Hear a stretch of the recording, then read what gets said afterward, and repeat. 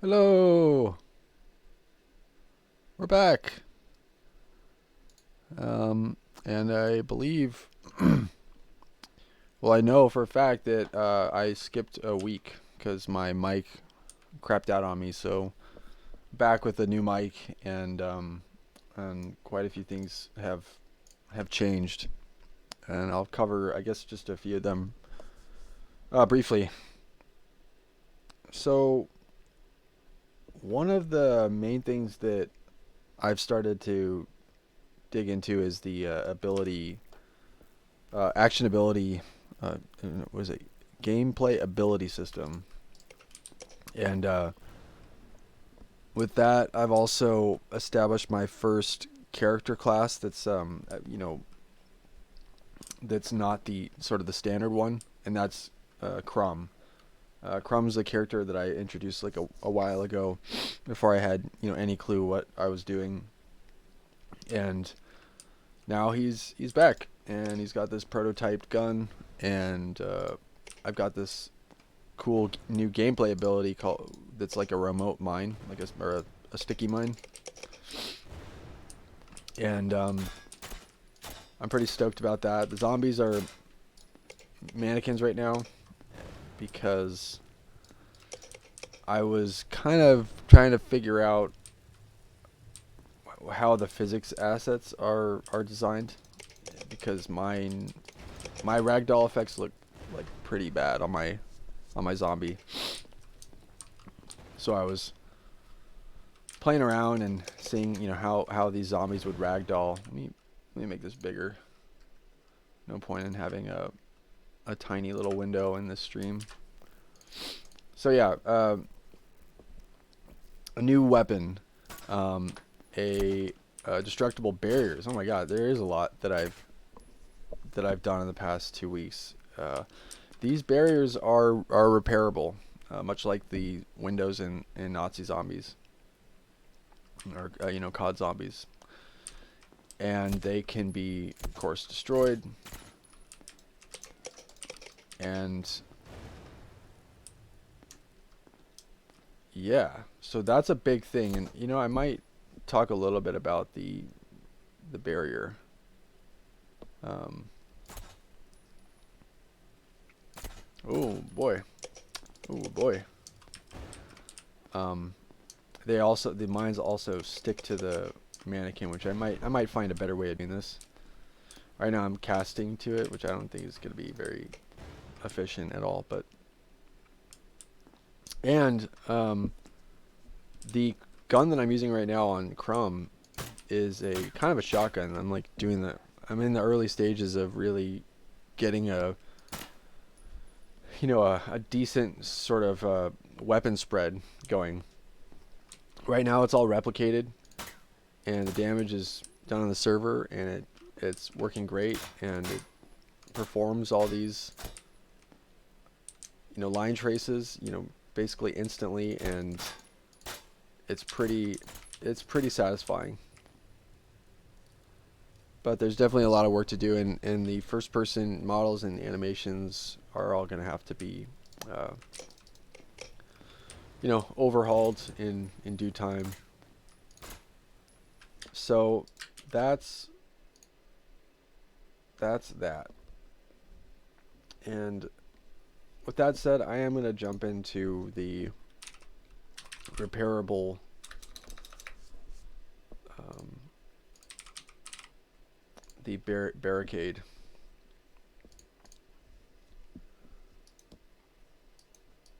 This logic will change, I'm sure, over time. There's some things that are a little bit expensive that I'm using in the code, but I think that generally it's a good start, and it does exactly what I want, and it all happens on the server. And I haven't found any, at least I haven't found any really exploitable bugs with it, but I'm sure someone might. But yeah, so it just starts with kind of setting collision. It's all derived from a C++ class that just kind of sets up some basic um, some basic primitive components. For example, like the levels of damage. So if I can find it, I'm looking for the CPP. Here it is. So there's a few sub objects that it will load up. You know, mesh no damage, light damage, medium damage, and heavy damage, and then of course destroyed damage.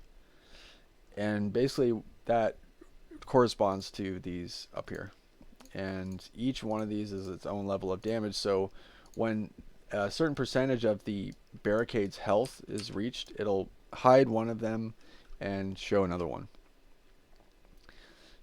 And there's a lot of different kind of thoughts that I had about doing this, or there was different ideas I had about going through with this, but I settled on this, at least for now, because I think it's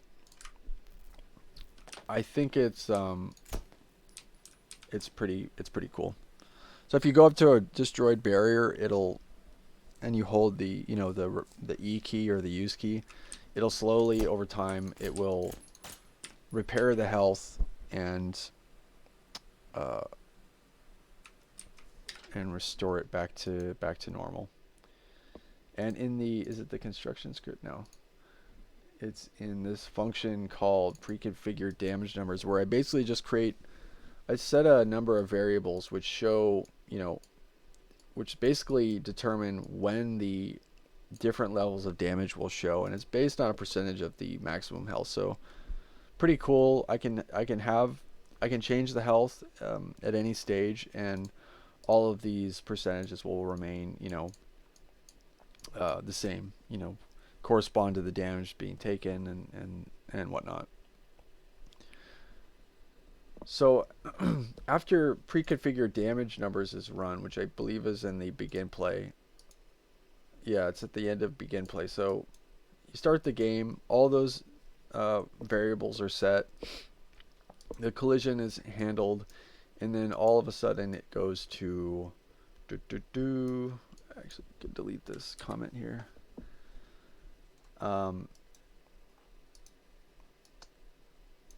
It starts to basically look for overlaps, and this is where I think I can really optimize this, and I'm not sure how I'm going to do it, but all of this casting I think is probably not too great.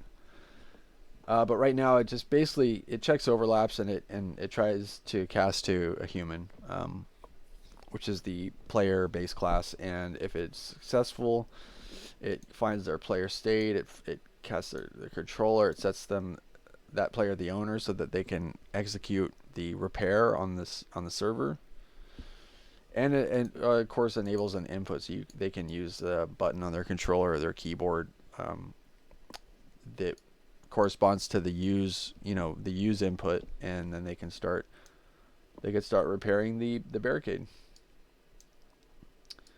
Now the actual repair logic is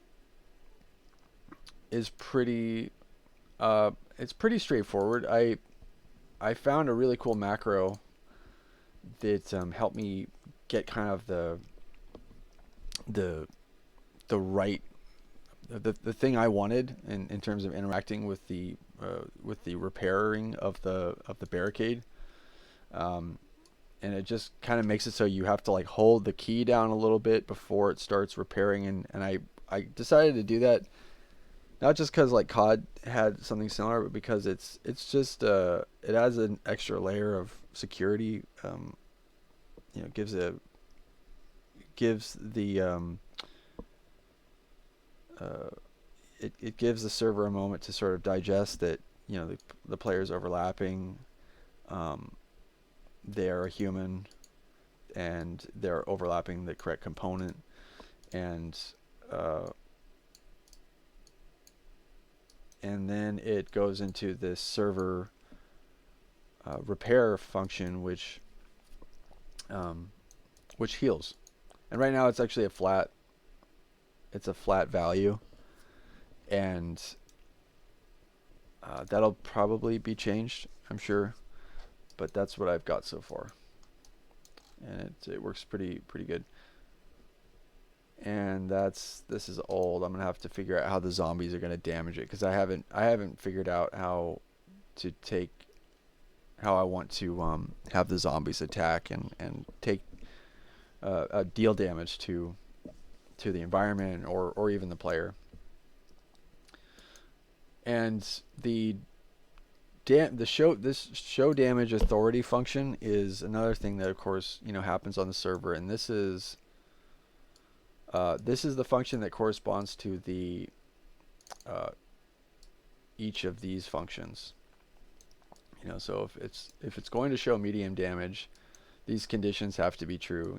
The health in the attribute component has to be less than or equal to medium damage, and greater than or equal to heavy damage. So it's sort of like incrementally will. The reason this is seems a little convoluted is because I didn't want. I'm not really sure how to put this. Weird things were kind of happening when you were repairing the health back up, and when the damage was being chipped away. There was weird artifacts and strange behaviors that were happening with hiding and unhiding certain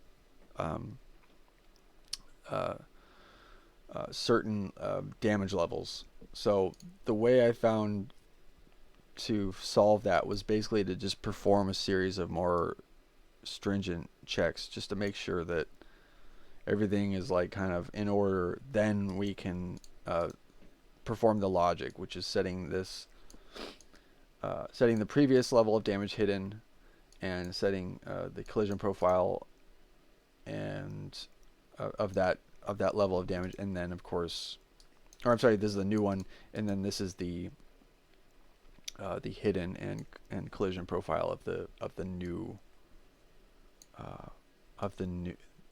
old level of damage. Sorry, I get tripped up sometimes, and I haven't looked at some of these functions in a while, so it's good to kind of refresh my memory of what we're doing. And I'm sure there's probably a much more performant way of doing this, but again, this is really the best way I came up with pretty much on my own. I didn't really have any resources, and I that's not for lack of trying either. I couldn't really find something that I liked, and it was hard to search for it in Google, and finally this is the product of my work, and it does the trick. So all these functions are called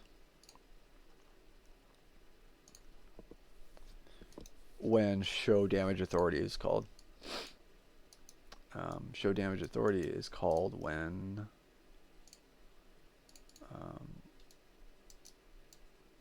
the health is changed on the barricade, or the barrier, or the destructible barrier, to be super specific. So when the health is changed, and that's an important distinction between damage taken, because we're not just taking damage, we're also healing, because there's repairing, and there's never a completely destroyed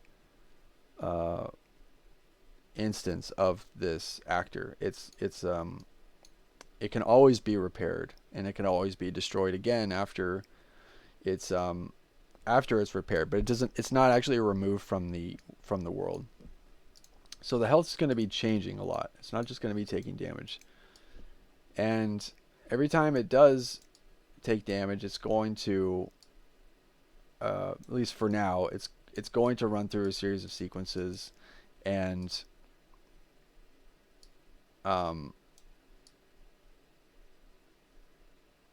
it's going to perform a series of checks.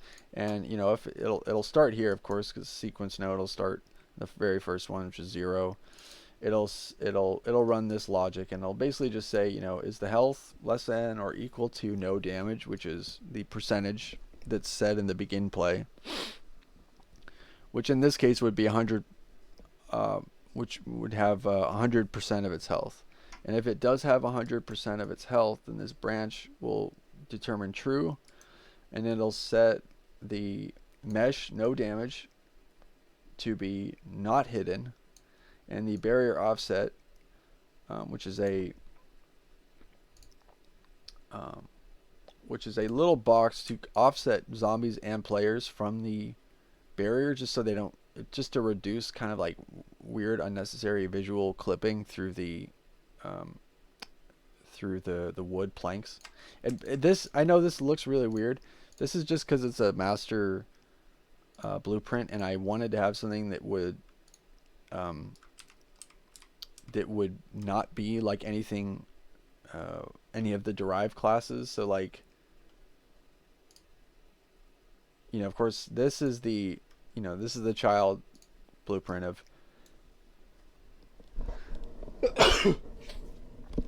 oh, excuse me. This is the child blueprint of Destructible barrier, and so this will be a better way of showing off the offset. So basically, you don't want players or like zombies or whatever enemies wind up in the game to get too close, because they get a little bit weird, especially with attacking. Their arms go through it, and a little bit of clipping. It seems almost unavoidable, but the way it was looking before, it looked a little bit tacky. So this was a solution that I came up with. So it'll show that. Oh, and by the way, I might as well just see if I can.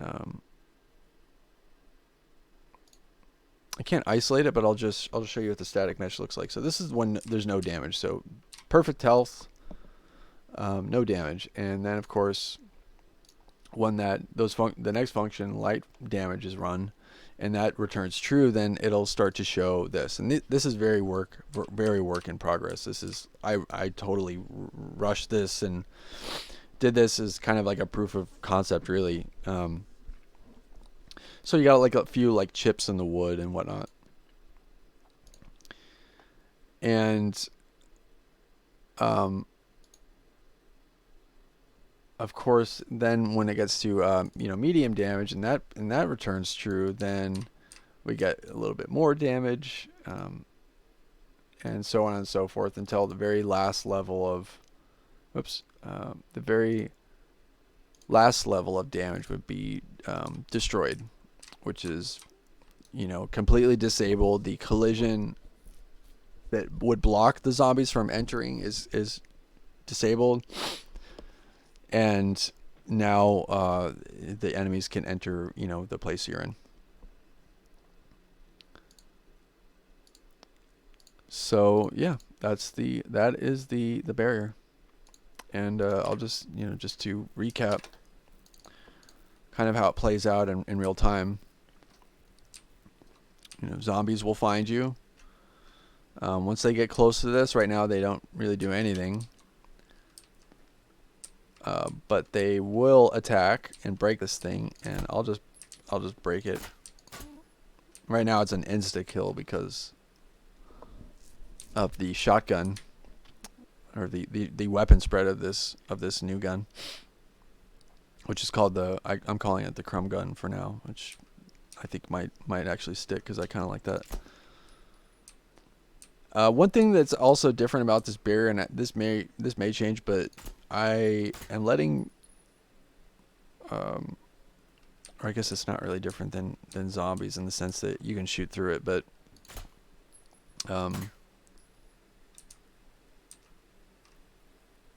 one thing that definitely is different is that there isn't a hole where they can sort of crawl in. It's basically a full size door. And that was kind of a step down from what I wanted initially. I thought I would approach the damaging of the barrier by the zombies, and then the animation to crawl into the window and stuff, but I felt like maybe that's something I'd address later on, and maybe in a different type of entrance, like in these windows, because I'm going to be able to derive a lot of functionality from this master class here, and I'll be able to create destructible barriers that are not just wooden planks, but also, I don't know, other I'm drawing a blank. Boarded up situations, concrete, glass, with steel welded to cover it or something. I mean, I don't know. There's really an endless ways that I can use this functionality, and keeping it all in this master class is going to be really useful, because I do want to optimize some of these things. Luckily, they're not going to be performing too much stuff like every second, so I think I can get away with a few solutions that maybe wouldn't be the most performant, but I do want to optimize that a little bit. So got that. Now I just want to point out one thing that happened in the past few weeks is I did work on the wood chips sort of flying out, this wood material. Not to mention the decals, which I actually have a lot more work done on the decals, and they look better when they're implemented in Blueprint, but they're not in Blueprint right now because I had to migrate a bunch of stuff back into C++ because the decals weren't applying to all of my line traces. So when I would fire the shotgun, it would only apply one decal. And I tried a lot of different solutions, and the only thing I could figure out is that there's stuff happening in my C++ code that's just not being relayed properly or whatever into Blueprint. So splitting the functionality of this gun as part in C++ and part in Blueprint just simply wasn't working out for this reason. And I may revisit this, or at least revisit this in terms of reconstructing this gun's functionality in Blueprint. But I think for now I'm just going to stay keeping this in C++. Even though I'm much more familiar with blueprints, it's a good opportunity for me to improve in C++, and also it's just it's weirdly less of a headache for me.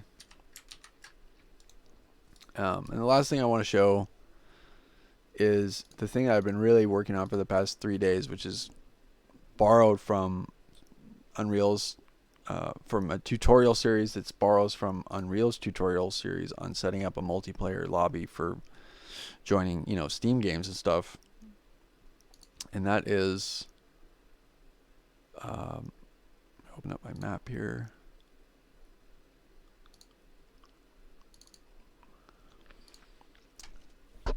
Sort of the main menu UI. So I've got kind of a really simple, I'll make this a little bit bigger, rudimentary animation that kind of demonstrates a basic UI for starting the game. And it's got even more rudimentary stuff the further you go in, but it's we're doing a lobby, a multiplayer lobby, so people will be able to start a lobby, and in my case I want people to kind of play around and be able to have fun while they wait for other people, much like Phasmophobia, and select a character, and all of this is going to be revamped, and this is very very bare bones right now.